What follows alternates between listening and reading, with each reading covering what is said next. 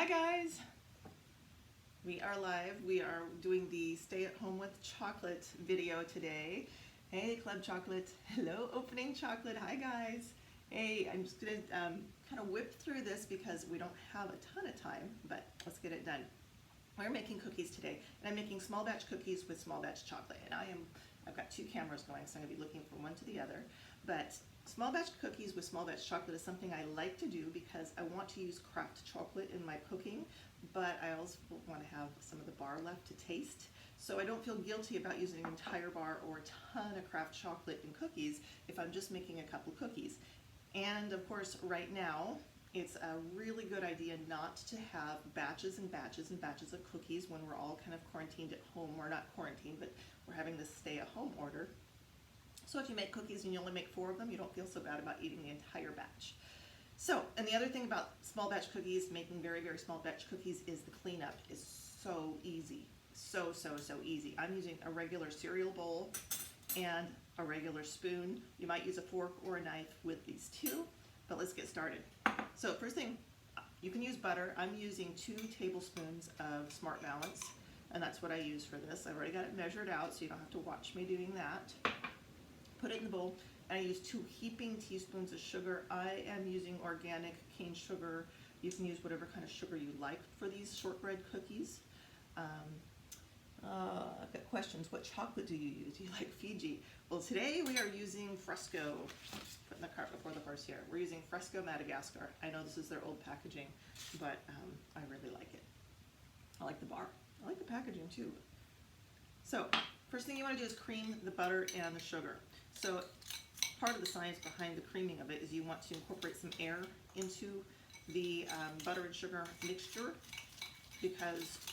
and you want to get that sugar to start to dissolve a little bit so that when the moisture evaporates and creates those little air pockets in your cookies, that's where you get the rising effect a little bit. There are no other leaveners in this. There's no leaveners at all in this cookie, so it's just butter, sugar, and flour. You can use whatever kind of flour you want to. I like to really, really mix it up. Make sure it's getting very well incorporated in there.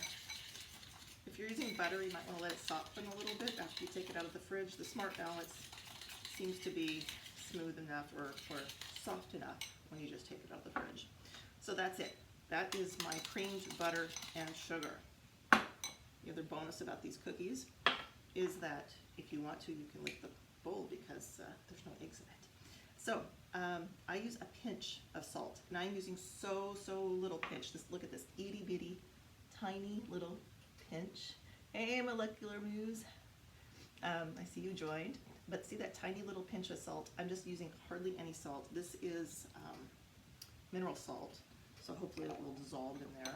It always has in the past. I don't get any big chunks of salt. I like just a little tiny bit of salt in it. And then this is the almond flour. Now, I keep my almond flour in the freezer just so it'll last longer. I think it's a really good idea to do that. And I think that using the really, really cold almond flour helps the cookies maintain that shape better too when I make them. So, 1/4 cup of almond flour. And you can use whatever kind of flour you want to. You can use just regular flour. Mix that up. Can you see that? I don't know if you can see what's going on here. I have to adjust my lighting next time I do this, if there is a next time. You can see it. Little Bill said yes, you can see it. Hi, Silva Cacao. Thank you guys so much for joining. I didn't know if anybody was actually going to join this. Okay, so now you can see I really like to mush this in. Can you see the batter here? Just have a little tiny bit of batter, but I really like to make sure that these ingredients are pretty well incorporated. Otherwise, sometimes the cookies come out a bit flat. They flatten too much. So there you go. And then for the chocolate, I use the Fresco Madagascar bar. There you go. And I've already chopped it up, and I only use 1 tablespoon of chocolate. So 1 full tablespoon of chocolate. You can use more if you want to. But in a Fresco bar, I'll show you how much that is. It's not even half the bar. This is a 50-gram bar, and this is, well, With a Fresco bar, you get the big chunk with a Fresco, and then you get 3 little lines, or you get 6 of these little cocoa pod looking chunks like that. I just used one of those, and of course, one of the other ones that's missing went into the practice batch, because you have to practice if you're gonna go live, right? So that's what I use, is just one strip like this, 2 of those. You can use more if you want to, but these are chocolate flecked cookies, so they're not completely chocolate. Just stir it in. One of the things I realized a couple of years ago is that I really do not like the flavor of chocolate chips, and I think that's just because I taste so much chocolate that's craft chocolate that I've gotten away from really liking chocolate chips. They taste like sugar to me, kind of like industrial sugar. There you go, this is what it looks like. See that right there? Now, I bake it on parchment paper. I just am using a pie plate because you don't need a huge cookie pan to do it. I've already got the parchment paper there. This is the tricky part. This is where you have to kind of shape your cookies. They are going to rise a little bit and spread out a little bit, so you don't want them all together, but I use this amount of dough to make 4 cookies. So I just kind of divide it up with a knife and put the chunks out there. Can you see that? I'm not sure you can see that. Put the chunks out there on parchment. And then I'm going to use the knife to kind of shape them a little bit. So, hopefully, can you guys see that? Hi, Victoria.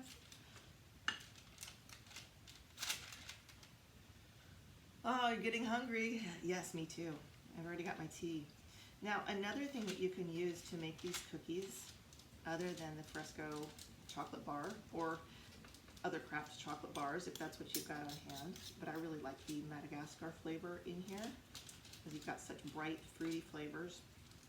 You can see I'm kind of making little square-ish, round-ish blobs of cookie. Doesn't have to be perfect. There's just 4 of them. I'm not giving them to the neighbors. Sorry, neighbors, if you're watching. Maybe I'll make some and bring some over to you later. Anyway, so you make the little 4 blobs of cookies, like that. Kind of square-ish, kind of round-ish. Try to bring all the little edges in. This is what it looks like. Can you see those? So hungry. Hi, Good King. You're on today at 5 o'clock, I think. Looking forward to it. Okay, so that's what they look like. I pop these in the oven at 325 for about 20 minutes. It really depends on your oven. I've got 2 ovens. I've got a top and a bottom. My top oven cooks a little bit hotter than my bottom oven. So when I do it in my bottom oven, I've got to bake them a little bit longer. So I'm going to put these in for 20 minutes, and then I'm going to show you what else I can use in the dough. So 20 minutes. So if you don't have the chocolate on hand, I've used this in the cookie dough too. This is the Fresco sipping chocolate. And so I just take a tablespoon or maybe 2 of these and put this into the dough instead of the chopped chocolate. And this is, let me show you what this looks like. This is chopped chocolate. So it's already ground up and chopped up for you. See that? See that? So I'm thinking that maybe I deserve a little sipping chocolate. What questions do you have? Love that bar uniform. Yes, I love Madagascar. So I could sit there and eat it. Good King, I want to be your neighbor. Hi, Chocolate Driven. Hi, Chocolatino. Hey, guys. I'm going to get some hot water. Here we are. Make some sipping chocolate with a Fresco chocolate while I'm sitting here talking to you. I don't think we're going to let this whole thing go until these come out, because that's 20 minutes from now. It's the very, very end of this. Unless you just want to ask me questions. This is how I make my sipping chocolate. I love this Aero Latte. I use this, oh, I don't even know how many times a day, probably 10 times a day. Huge glare from overhead lights. Oh, whatever I show. Okay, sorry about that. Here's the sipping chocolate. Okay, I will have to adjust my overhead lights. I can do that. Probably not right now. They're halogen and they're probably really super hot. So I don't want to touch them right now. But if I ever do this again, I will adjust those lights. Sorry, guys. Oops, now I'm spilling sipping chocolate all over my counter. Not like it hasn't happened before. Chocolate coffee wine. Best trick you taught me. Yes, this Aero Latte is the best thing for foaming, sipping chocolate. I usually do mine with just water because I don't like anything mucking up the flavor of my chocolate. Unless it's just plain old hot chocolate, and then I don't do it with water. I'll put soy milk or almond milk or something like that in there. Can you see that? Nice and foamy. No worries, okay. Sometimes I use milk. Most of the time I just use water, especially if it's a craft chocolate. If it, like the Fresco baking chocolate, I will just use water with that. I have used milk or cream or coconut milk, or really, really thick coconut milk. Works really well.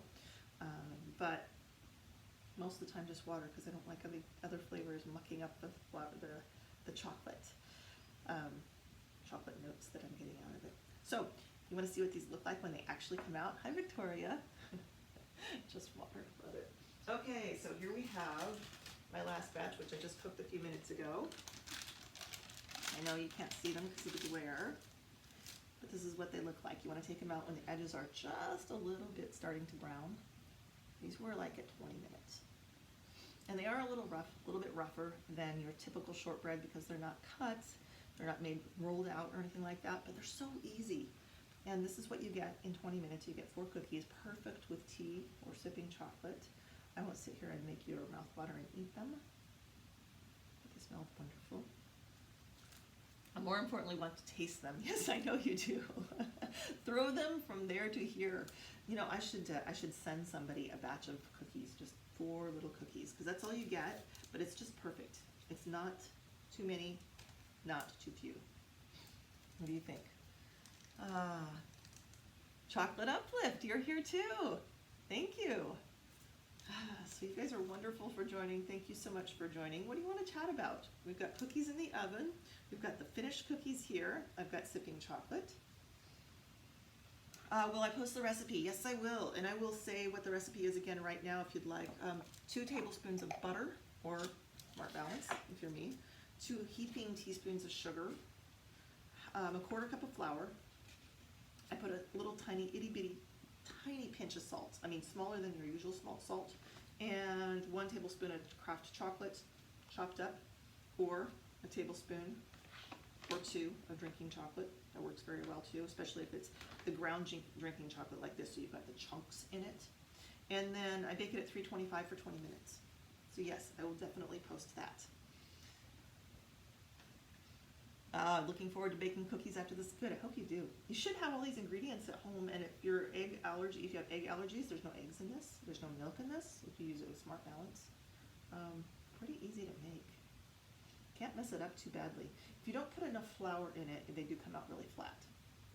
Have I ever tried making them with cocoa butter? No, I have not tried making them with cocoa butter. That would be an interesting experiment. I might have to order some cocoa butter. Anybody have cocoa butter out there? I would want to not use deodorized cocoa butter. I want to have the full flavor in it. Anything else you guys want to chat about? Love that it makes only 4 cookies. Hi, hey Amy. Yes, 4 cookies. That's it. That's all I need. And then I don't feel bad about having fresh baked cookies because I've eaten the entire batch before, and it's not such a bad thing. I usually share them with my husband, which is a nice thing to do. Next, what do you mean next, Kim? Okay. Fantastic sipping chocolate. Hi, Amy. Yes, I am drinking your sipping chocolate, the Fresco sipping chocolate, while making Fresco cookies. Wasn't trying to sell it, but yes, you have. Oh, Kim has cocoa butter. Okay. Well, now I know where to get my cocoa butter. Share or they will steal. Mine does. Yes, you have to share with your husband or they will steal it. If I just leave them sitting on the counter, they somehow disappear. Next time. Okay, next time we'll make it with cocoa butter. We'll give that a try.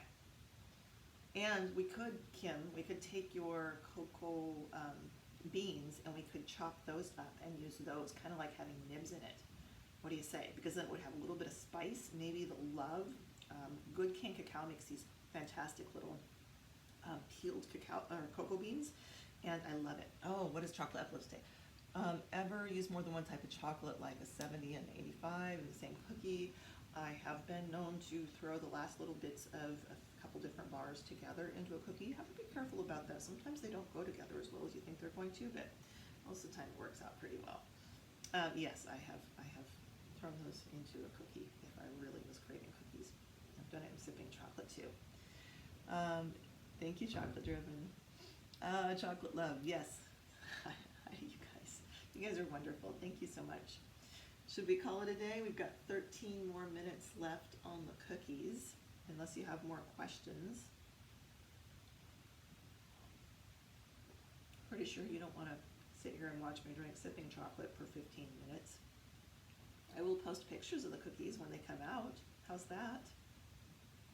All right, guys, you guys have been absolutely wonderful. Thank you so much for joining. I wasn't sure anybody was going to join. I hope you make the cookies, post the cookies. I will put the recipe on both Finding Fine Chocolate and on Barbie Van Horn on Instagram, both of those, and then that will populate over to the Finding Fine Chocolate on Facebook. Oh, thank you, guys. Tell us about your brownies. Oh, yeah, brownies. That's what took me down this rabbit hole of finding chocolate. Uh-oh. That was my sister calling. I'm going to have to give her a call back in just a couple minutes. I don't know if you guys saw that coming across the screen. I put it in airplane mode. What happened? Good to see you too, Valerie. Hi, Victoria. We'll see you very, very soon. Love you guys. Thank you so much. When this is all over with, we can all get together and share cookies or just share chocolate. That's another good thing to do too. Thanks so much. Talk to you soon.